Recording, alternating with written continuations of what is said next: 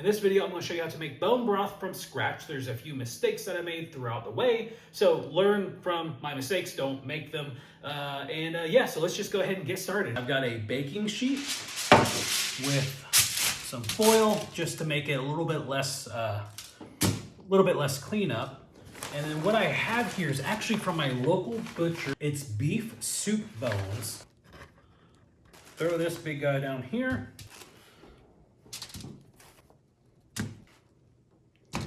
And then I also picked this up from the grocery store.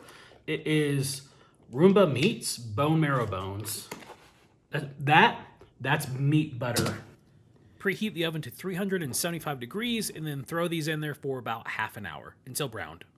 So we are going to do an experiment. I have two slow cookers. One is going to go for 24 hours and then the other for a full 2 days or 48 hours. And we will see together if there's a difference, if it's worth that extra day, or if it's just a waste of time. I don't know. We'll see. Let's find out together. All right, so it has been just about 30 minutes here, and I'm going to go ahead and disperse the smaller bone marrow bones between the two slow cookers. And then when the bigger ones are done, we're gonna throw those in here as well. Basically what we're looking for is some good browning without all the bone marrow turning to liquid. And we just look, this smells phenomenal. So this is what we ended up with. We've got the one crock pot, that's what we're dealing with, our slow cooker. The second, that's what we're looking for. And we don't wanna waste any of that liquid gold that's on the sheet pan. So I'm just going to pour that into each of a sheet pan. All right, now very important, we want to fill these up with water as high as we can go, but there's like a right ratio, and to be honest, I don't know what that is yet. So I'm just going to go as high as I can because that's gonna be the max bone broth that we can end up with. I have some reverse osmosis filtered water.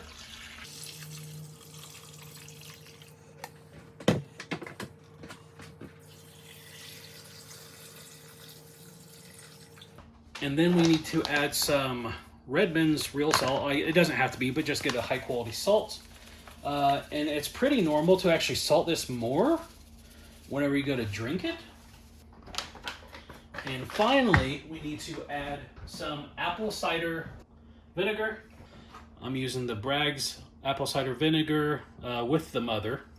What this does is it pulls all of the goods out of the bone, so we get as much of the minerals and vitamins as possible.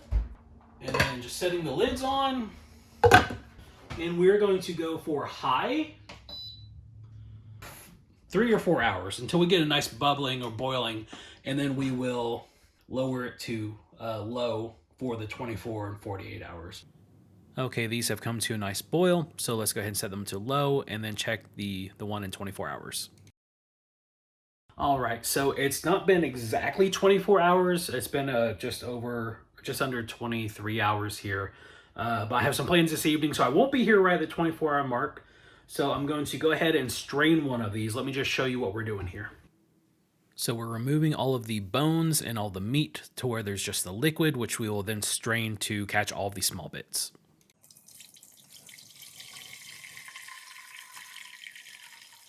Okay, so now we need to let this cool for a couple hours, and then it's going to go into the refrigerator overnight.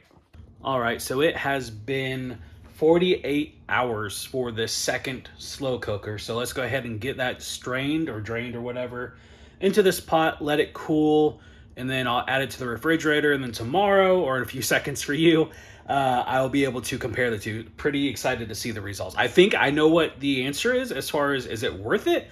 But we'll know for sure tomorrow. So just a minute. So I forgot to wash this yesterday. I was like, oh, I'll just wash it out later. Wash this out while it's still fresh. Trust me, it's a pain to clean. All right, so here is the 24-hour broth. It's actually been in my refrigerator for like 2 days. I've been busy, so I haven't had time to do all the next steps, which includes straining all the fat off the top and then putting it into mason jars.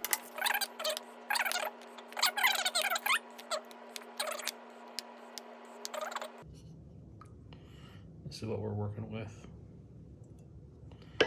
It's gelatinous. I wonder if I'm supposed to... Oh, that sediment in the bottom, I don't know if I'm supposed to get that or not. This is gonna take forever. Can I pour it? This is either gonna be really good or really bad.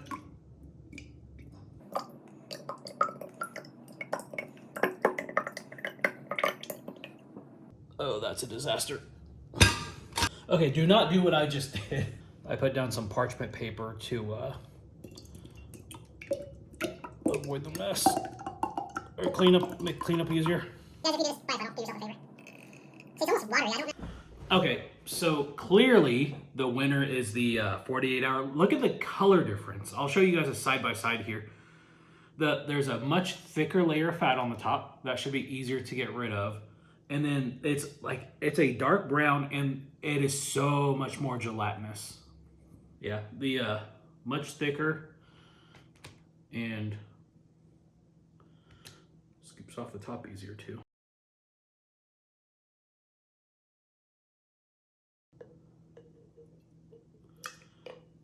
It's actually easier to get into the mason jar too.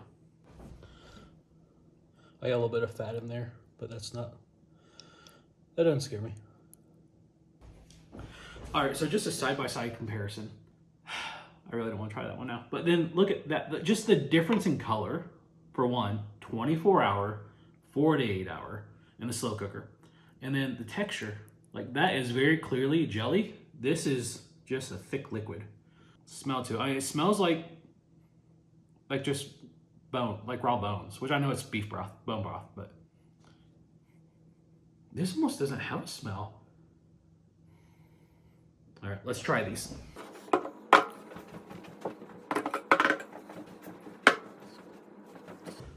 All right, so I got everything cleaned up and you can clearly tell which one of these are from the 24-hour and which one of these are from the 48-hour. It's clear. What one do you guys think this is? And then which one do you think this is from? I'm excited to try this. So I'm on day 32 of the carnivore diet. I've actually never had real homemade bone broth. And so I'm very excited to try it.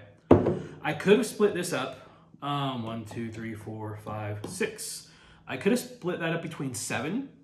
Just so for context, looking back at the video and seeing like how much was in there. Could have split this up between 7 and had a week's worth of bone broth. I know a lot of people will just drink this every single day. And I'm gonna tell you, if I'm gonna do that, I'm not wasteful, but I am not excited to try that. I am trying this for you guys. This looks like the cleanest of the one I'm not excited to try. First choice, I'm gonna go with that one. See the difference? One is just thick liquid. The other is absolutely jelly. Okay, so you can still very clearly tell this is the 48-hour. That's the 24-hour, just side by side. Definitely a difference in the color. Consistency though, now they're about equal. Now, I put salt in this when I made it, I believe. Did I? Now, I know some people will add more salt, so it may still be too hot. Okay, no, I'm gonna try the one I'm not excited about first. So this is the 24-hour bone broth without any added salt.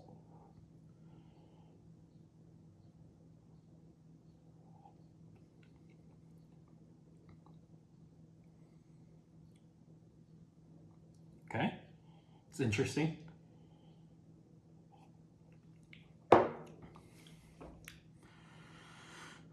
All right, and then the 48-hour.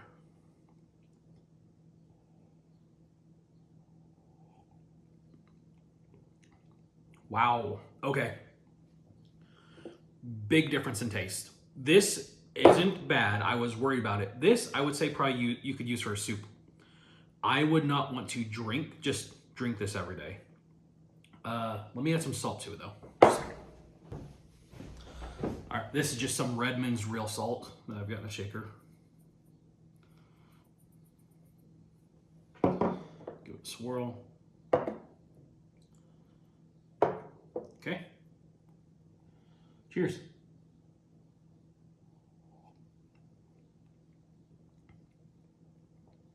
Okay, add salt. That actually works. So I'm not wasteful. I was honestly considering just like not using these. I think I will. Will I make it for 24 hours again? No, I'm definitely gonna do the 48 hour. So let's try the 48 hour with the extra salt.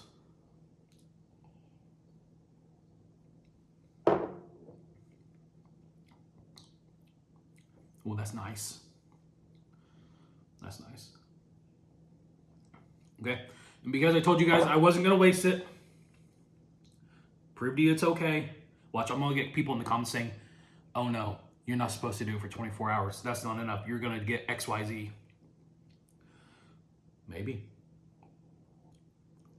Just comparatively, so much less flavor than the 48 hour. The reason why I did this on day 32 instead of day 1 is when I started the carnivore diet, I wanted to just make it as easy and as inexpensive as possible because I knew that the path of least resistance I was most likely to stick to. Having said that, this actually wasn't hard to make. I could have done this on day 1 or day 2 or whatever. Yeah, this is actually good. I did this. Look at that. So that concludes the video here on bone broth. A couple of takeaways. One, absolutely go for 48 hours. It makes a huge difference. I will never do the 24 hours again.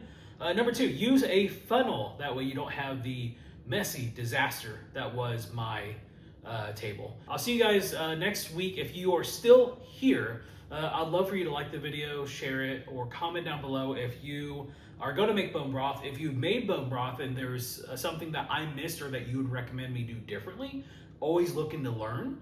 Otherwise, I'll see you guys next week. Thanks for being here.